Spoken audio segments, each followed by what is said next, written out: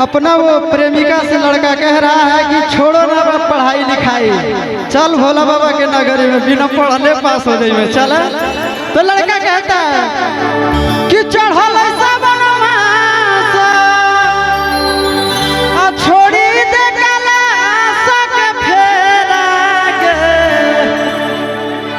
चल शिवाजी के डेरा अखिल देवा घर के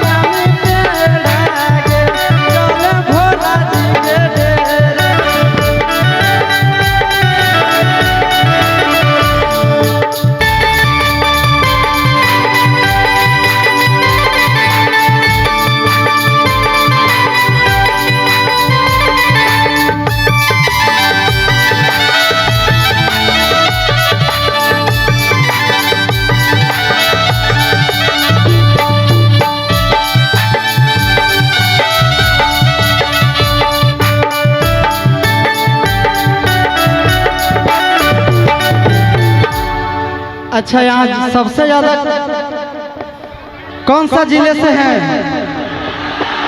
बांका, जमुई। सभी युवाओं से आग्रह है, सभी लोग शांति बनाकर रखेंगे। एक आग्रह निवेदन, पूरी कार्यक्रम में धार्मिक और आध्यात्मिक है, इसलिए युवा भाई से निवेदन है कि थोड़ी से दूर दूर हट जाएंगे, मंच से थोड़ा दूर रहेंगे। धन्यवाद।